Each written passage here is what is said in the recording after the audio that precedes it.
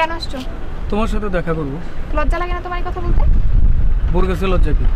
বউ, বিয়ের রাতে নতুন বউকে বাসার সামনে ফালা রেখে যাও, কিসের বউ তোমার? সরি। সরি বলে সব সমস্যার সমাধান হয়ে যায়? আচ্ছা তাহলে তুমি বলো যে কি বললে সমাধান হবে?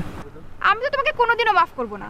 যে জামাই তার নতুন বউকে বিয়ের রাতে বাসার সামনে ফালায় রেখে যেতে পারে তাকে তো কোনোদিন মাফ করা উচিত না। তুমি বলো, মাফ করা উচিত? প্লিজ এবারের জন্য একটু মাফ করে দাও না। আমি না হয় মাফ করে দিলাম, ওইদিকে তো বাসায় কেলেঙ্কারি হয়ে গেছে। কিসে? আমার মামা করিম মামা পলিটিক্স করে, ওই মামা আমার বিয়ের খবর পেয়ে আসছে। আয়শা তুমি মনে করে বড় ভাইজানকে পিটাই গেছে। কি? হ্যাঁ। বড় ভাইজানে মারছে? হ্যাঁ বাবা।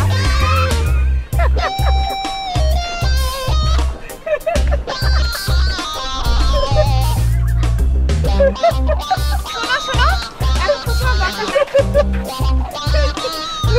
হাসছো না? তোমার কারণে বড় ভাইজান মাইর খেয়েছে, এই জন্য তোমার বাসায় ঢোকা নিষেধ, এমনকি তোমার জন্য খাবার পাঠানো নিষেধ। তুমি এত খুশি হইতেছো কেন? আমি যে খবর শুনছি এতে আমার পেমেন্ট করে আমার খাওয়া দাওয়া লাগবে না। তুমি যে বলো যে তার হাত ভাঙছে না পা ভাঙছে, হাত ভাঙছে। বড় ভাইজান মাইর খেয়েছে, তুমি খুশি হইতেছো? তুমি জানো তুমি যখন আমাকে বাসায় ফালায় গেছো তখন বড় ভাইজান আমাকে প্রথম অ্যাকসেপ্ট করছে। তুমি হাসতেছো? এখন কি করবা? খাবা কই, থাকবা কই? ওই চিন্তা তোমার করা লাগবে না, আমি যেখানে খুশি খেয়ে নিতে পারবো।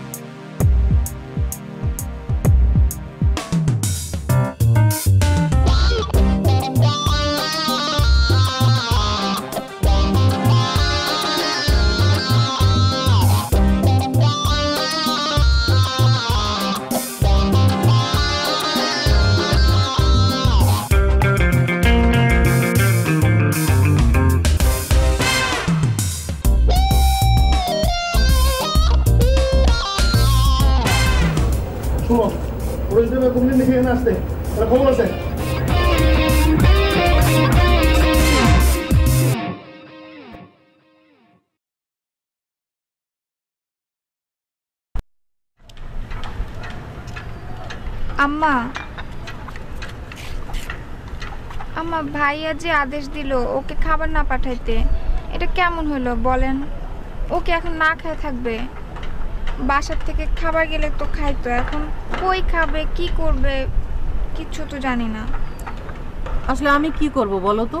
কেমন একটা বাজে ঘটনা ঘটে গেল। তোমার মামা আসলে কাজটা ঠিক করে নাই। আম্মা যা হয়েছে ওটা তো আমি চাই নাই, আর মামা করছে, এখন ওইটা শাস্তি আনোয়ার না খায় থাকবে? আম্মা হাজার হোক ও তো আমার স্বামী, বাসায় আসে না ওইটা মাইনে নিলাম, কিন্তু না খেয়ে থাকবে আম্মা বলেন? এক দুই বেলা না খেলে মানুষ মরে না। তুমি যাও, আমি দেখতেছি কি করা যায়।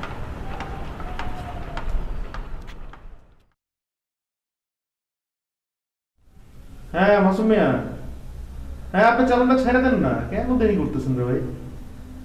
হ্যাঁ হ্যাঁ হ্যাঁ, ওটা আমি দেখবো না, আপনি ইয়ে করেন ওটা। হ্যাঁ আচ্ছা আচ্ছা, ঠিক আছে ঠিক আছে, তাহলে অসুবিধা নেই তো।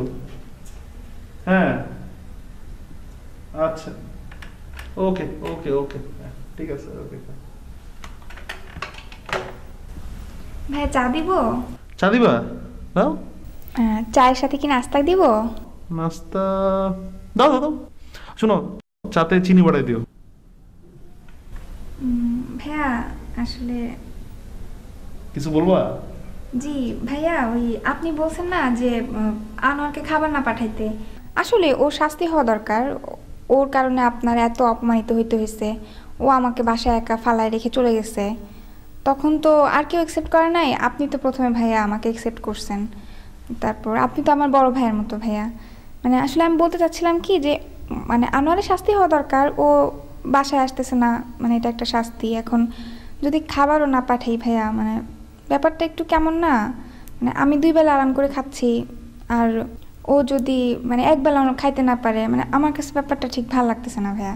তাই মানে আমি বলতে চাচ্ছিলাম কি যে আমি 1 বেলা না খেয়ে যদি মানে আরেক বেলার খাবারটা ওকে পাঠাই দিই, তাহলে ভাই আপনি কি খুব বেশি রাগ করবেন?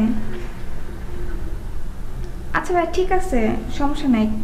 আপনি রাগ করলে থাক, খাবার পাঠাবো না। না না না, ওটা নিয়ে তোমার চিন্তা করতে হবে না, আমি সবুজে বলে দিতেছি, ও খাওয়া নিয়ে যাবে। আর তোমার এগুলো নিয়ে চিন্তা করার দরকার নাই তো, তুমি ঠিক মতন খাওয়া দাওয়া করো। আমি কি বলছি তোমার খাওয়া দাওয়া বন্ধ করতে? আশ্চর্য বোকা মেয়ে। ও হারামজাদা কি তোমার কোনো খবর রাখে যে তুমি ওর জন্য খাওয়া বন্ধ করবা? আর এসব খাওয়া বন্ধ করতে পারবো না, বুঝছো? যাও তুমি যাও এখন। ঠিক আছে ভাইয়া, তাহলে আমি চা নিয়ে আসি।